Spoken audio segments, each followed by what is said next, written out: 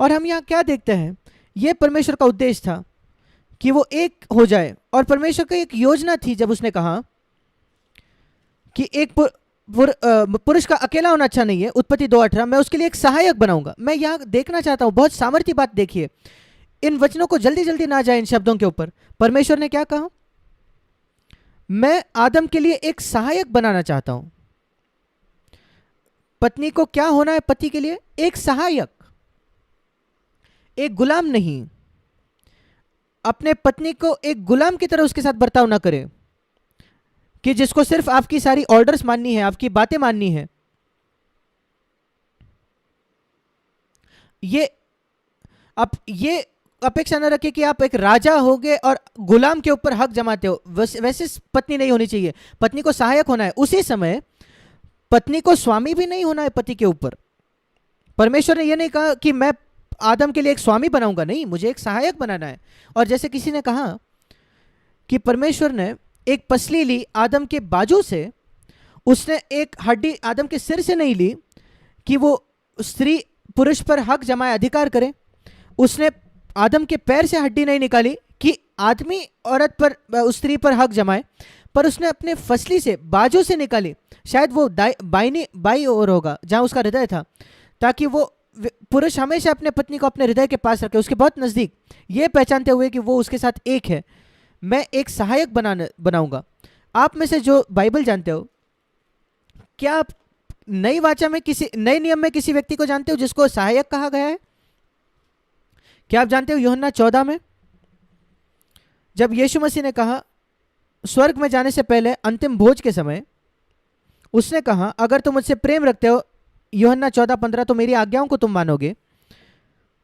क्या ही ऊंचा स्तर है पहाड़ी उपदेश में उन आज्ञाओं का, हमने देखा है।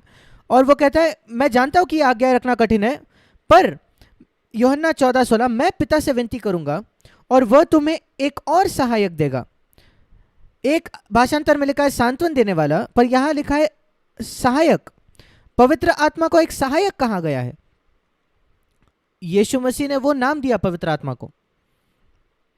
दिलचस्प है कि परमेश्वर ने वो नाम हवा को दिया।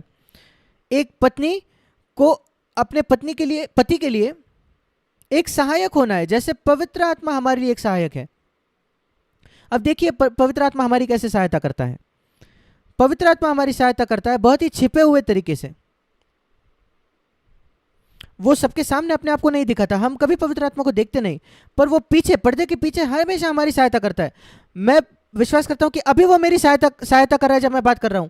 मैं हिम्मत ना करूं प्रचार करने का अगर पवित्र आत्मा की सहायता नहीं हो। जब कभी मैं प्रचार करता हूं मैं कहता हूं प्रभु, एक झाड़ में मैं एक डाली के समान हूं, अगर वो पोषक तत्व मेरे अंदर ना बहकर आए तो मेरे पास कोई फल नहीं होगा। मैं पवित्र आत्मा पर निर्भर हूं, पर आप पवित्र आत्मा को नहीं देख रहे हो। वो छिपा हुआ सहायक है, पर उसके सहायता के बिना मैं काम कर ही नहीं पाऊंगा। और एक पति को यह पहचानना है कि उसके पत्नी उसके छिपे हुए सहायक के बिना वो काम नहीं कर पाएगा।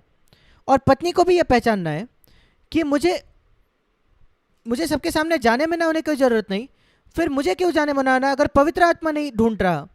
मुझे एक छिपा हुआ सहायक होना है अपने पति के लिए, जैसे पवित्र आत्मा है मनुष्य के लिए। अद्भुत है कि हम एक वचन को दूसरे वचन से तुलना करके देखें।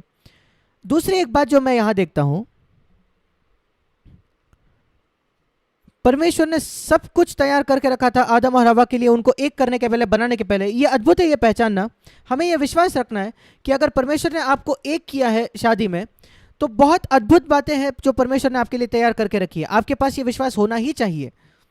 मैं ये नहीं कह रहा कि बहुत कुछ, बहुत ज़्यादा पैसा या संपत्ति, ऐसा नहीं। जब मैं और मेरे पत्नी का विवाह हुआ, हम बहुत गरीब थे, बहुत गरीब। पहले कुछ वर्षों के लिए हमारे विवाहित जीवन के, हमारे पास एक किराए का घर लेने के लिए भी पैसा नहीं था। हम बहुत गरीब थे। मैंने अपना सारा जो कमाया वो पैसा था जो मैंने नेवी में कमाया, परमेश्वर के काम के लिए दे दिया था। हम परमेश्वर पर भरोसा रख रहे थे अपने ज़रूरतों के लिए। परमेश्वर ने हमारी सहायता की, हमारी देखभाल की। हम गरीब थे पर हम खुश थे। परमेश्वर सारी बातों का प्रावधान करता है। और यहां हम आदम और हवा के लिए देखते हैं, उसने उनके लिए एक बहुत सुंदर बगीचा मुहैया करवाया, और उसमें एक संदेश था। वो अदन का जो बगीचा था सबसे सुंदर बगीचा होगा इस संसार में, जहां फूल थे, पेड़ थे, सारे जो प्राणी थे, कोई जंगली नहीं था उसमें से। बहुत एक सुंदर जगह थी वो, एक सुंदर बगीचा। और प्रभु आदम और हवा से कह रहा था, आदम और हवा, मैं चाहता हूं कि तुम्हारा विवाह इस बगीचे के जैसा हो।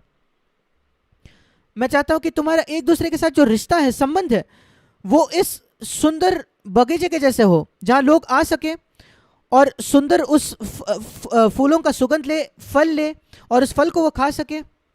क्या एक अद्भुत जगह काम है ये, अगर एक विवाह ऐसा हो। वो है परमेश्वर का मूलभूत उद्देश्य विवाह के लिए। आपका विवाह एक बगीचे के समान होना चाहिए, जहां दूसरे लोग आकर आनंद उठा सकते हैं उस सुगंध का, उस अच्छे दृश्य का, आत्मिक तौर पर, और उस फल का, आपके जीवन से जो आ रहा है। वो परमेश्वर का उद्देश्य है। पर एक बगीचा होने के बजाय, क्योंकि उन्होंने आज्ञा नहीं मानी परमेश्वर की, अनाज्ञाकारी वो बने, वो एक जंगल बन गया। वो संबंध आदम और हवा के बीच में वो एक जंगल जैसे बन गया। शुरुआत हुई थी एक छोटे अनाज्ञाकारिता परमेश्वर के खिलाफ। परमेश्वर ने उनको बताया था उस एक वृक्ष से न खाना। वहां हजारों फल थे। क्या इतना कठिन था एक फल, एक पेड़ से दूर रहना? पर शैतान उनको उस पेड़ के पास ले गया।